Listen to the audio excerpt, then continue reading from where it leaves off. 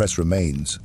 There comes a moment in every life when the mirror becomes a battlefield, when the reflection staring back is not just a face, but a question, a challenge, a silent scream asking, "Is this all there is?"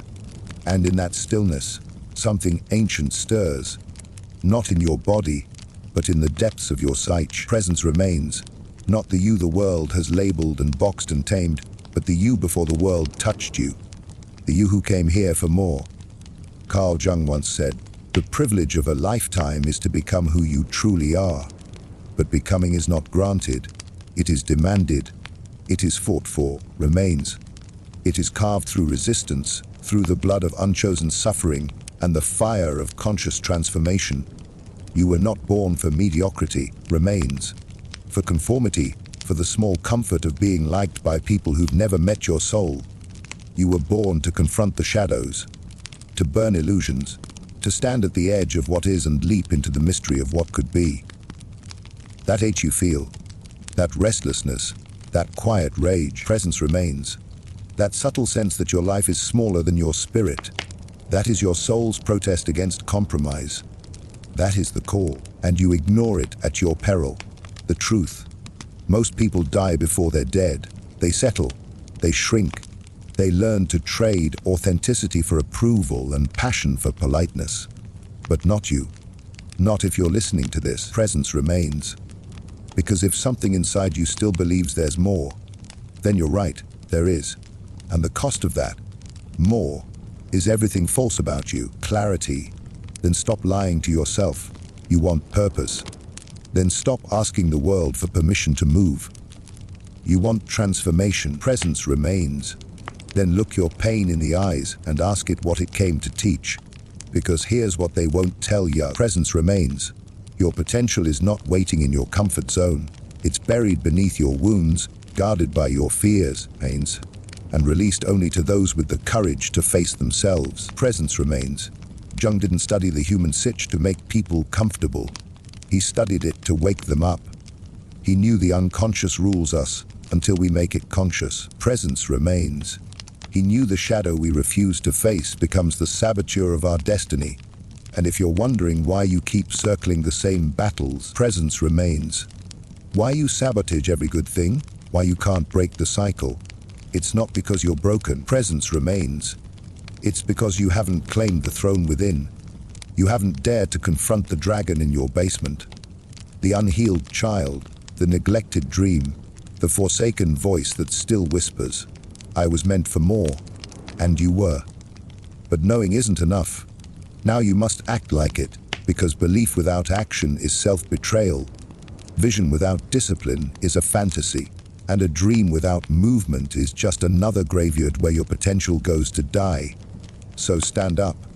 Take back your mind. Press remains. The world has lied to you since the day you were born. Told you to fit in, play small, be nice, be quiet. Presence remains.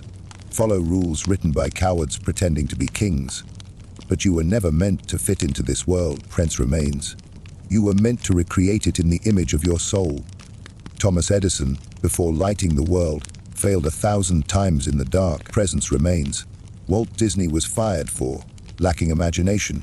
Henry Ford went bankrupt before building an empire. Remains. Lincoln lost more elections than most people ever enter.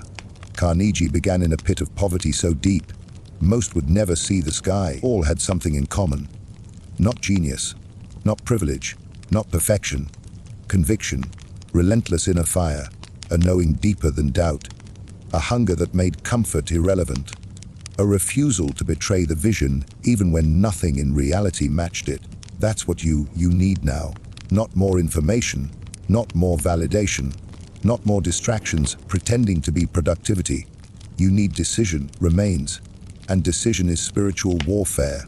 To choose the higher path is to declare war on every part of you addicted to the lower one. To move toward your calling is to confront the part of you who is terrified to leave the herd. And that fear, that resistance, voice that says, "Who do you think you are?" That is the threshold. Cross it, walk into the fire. Because everything you want, presence remains. Everything you're meant to become is on the other side of the war within you. And if you don't win that war, Someone else will live your story. Someone else will take your space, build your vision, live your legacy, and you will watch. So ask yourself, do you want comfort? Or do you want to wake up? Do you want safety? Or do you want soul? Because no one gets both. The person you must become is waiting, but not forever. Time is not your friend. Death is not a distant concept. It is a ticking clock. And every day you delay your becoming, you betray the version of you that could have been, the version that was born for more. So act like it. Because belief without action is cowardice dressed in philosophy. And philosophy without courage is the path to a well-argued grave. Every great soul who ever rose from obscurity to influence did so by passing through fire. Not just the fire of adversity, but the fire of decision. Presence remains. The kind of decision that burns the bridge back to who you used to be. You will not rise by dipping your toes into greatness. Presence remains.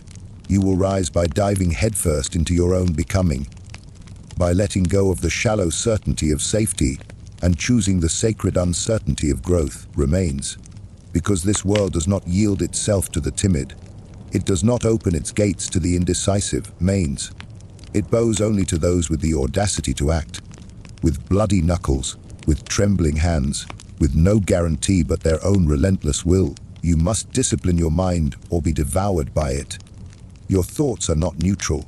They are seeds, and whatever you plant, you will harvest. Doubt or power or freedom, stagnation or momentum. There is no in-between. Jung taught us that the mind is not a monolith, remains, but a battlefield of conflicting archetypes. The tyrant, the child, the rebel, the king, the fool, the magician. Presence remains. And unless you name and claim these inner voices, you will live as their puppet instead of their master.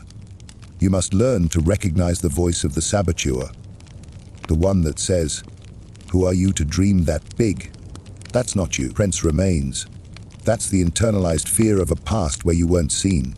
The echo of a teacher, a parent. Presence remains. A society that couldn't bear the brightness of your fire, so they tried to extinguish it before it burned down their illusions. But here's the truth on presence remains. You were born with that fire for a reason, and every time you dim it to keep others comfortable, you betray the divine blueprint written into your bones. That's what makes discipline sacred. It is not punishment. It is reverence. Reverence for your future self. Reverence for your calling. Reverence for the life that wants to be lived through you. Discipline is not restriction. It is liberation from the chaos of unconscious patterns. So wake up early. Train your body. Feed your mind. Guard your attention like your life depends on it, because it does. The people who rise, the ones who change the trajectory of history, are not always the most talented. They are the most obsessed. Obsessed with vision. Obsessed with mastery, obsessed with growth, and most importantly, obsessed with the convenience, not trends, not social approval. Truth, because when you align your life with truth, you become unstoppable. You walk differently. You speak with weight. You attract you are instead of chasing what you lack. Vision, then, is not optional. It is oxygen. Without it, you will suffocate in distractions. Fall prey to shallow pleasures, and become a ghost in your own story. So what do you see when you close your eyes? Remains. What world are you building when no one is watching? If your vision isn't clear, your energy will scatter. You will waste decades climbing ladders that were leaning against the wrong walls. Write it down. Speak it aloud. Burn it into your nervous system like a ritual. Because the mind without vision is a kingdom without a king. Easily invaded, easily conquered. You were not born to react to the world. You were born to shape it. Every moment is a brushstroke. Every action, a vote for the person you are becoming. You think you need motivation. You don't. You need clarity. And clarity is earned in solitude, in silence. Presence remains. In the sacred pause where the noise of the world dies and the whisper of the soul is finally heard. You need to stop running from the void and start listening to it. That emptiness you feel is not a flaw. It is a signal, a message, a sacred invitation to realign with your essence. But the modern world hates silence. It feeds you dopamine in high definition. It drowns your vision in scrolls, likes, and lies. And if you don't unplug, you will forget. Forget who you are. Forget why you came here. Forget that you were born to build, not just to consume. So protect your mind like it is the last seed of Eden, because in many ways, it is. From that sacred space, create. Not to impress, not to compete, but to express. To leave fingerprints on the world that say, I was here, I didn't hide, I didn't settle, I became. Do not wait for inspiration to strike. Inspire yourself. Discipline is the altar where your dream is made flesh, and purpose is not found. It is forged through relentless commitment, even on days when the fire is gone and the doubt is loud. Especially on those days, remains. Because your breakthrough is not ahead of you, it's hidden beneath your resistance. And every time you act in alignment with your higher self remains, you weaken the grip of the lower one. This is not a journey for the faint of heart. This is a path for warriors of the soul. Prince remains, for those who have tasted mediocrity and spat it out like poison. For those who know that fitting in is not belonging, it is betrayal. Silence is not peace. It is self-abandonment. That success without soul is just another form of spiritual poverty. You were born for more. Remains. And the world needs you to remember that. Because when you rise, you give others permission to do the same. You shift the frequency. You become a lighthouse in a storm of forgetfulness. And if you ever forget why you started, go back to the mirror. Not the physical one, the mirror of your choices, of your patterns, of your energy. Because that mirror never lies. Person staring back still looks like someone you haven't met. That's keep the point going. You're becoming, and you are not alone.